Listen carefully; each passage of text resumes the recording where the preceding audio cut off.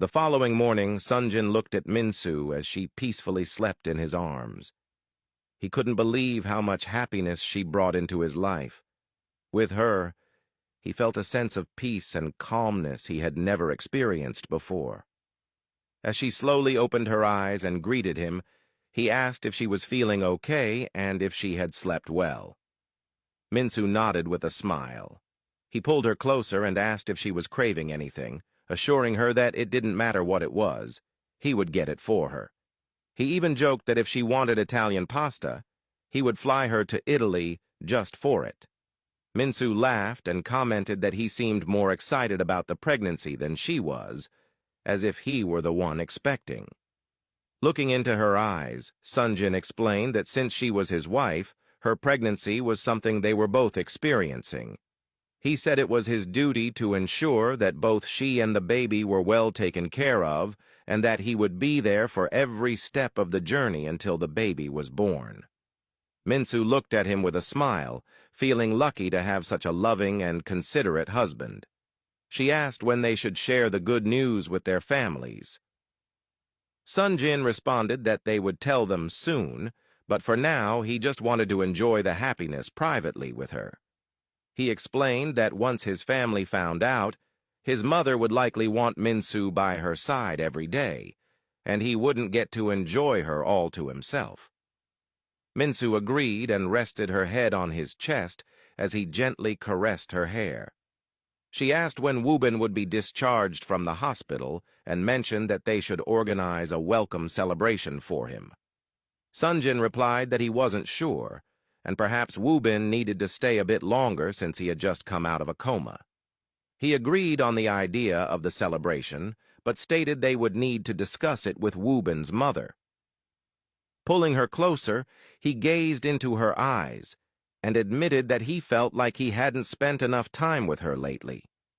He said he just wanted to stay in bed with her the whole day and enjoy her presence, if not more. He leaned in and kissed her, teasing her by saying he was recovering very well and that her body truly knew how to work magic. Minsu blushed and kissed him back. At the hospital, Wubin was outside getting fresh air in a wheelchair with Tiana. As she pushed him around, he complained that there was no need for the wheelchair and that he could walk on his own. Tiana reminded him that he wasn't fully recovered and walking could affect the stitches from his surgery. Wubin spotted a duck pond and suggested they go there, saying it looked peaceful. Tiana agreed and sat on a bench while watching him gaze at the pond. She asked how he was feeling and whether he was in any pain. Wubin replied that he was feeling much better and hoped to be discharged soon.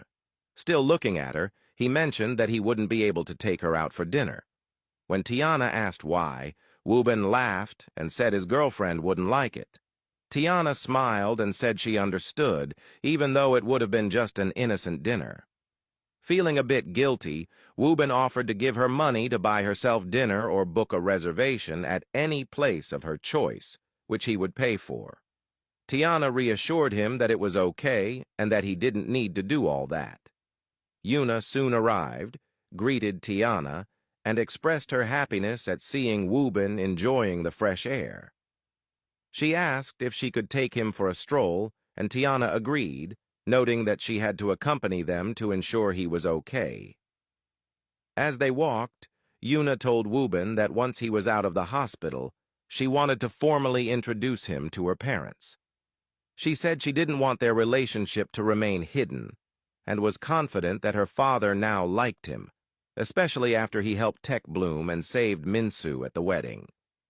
Wubin agreed and said he didn't want to miss any opportunities with her, adding that being shot and nearly dying taught him that life is too short not to go after what you truly want. Yuna, delighted by his words, hugged him and said this was what she had longed to hear. Tiana watched them from behind, admiring how lovely they looked together.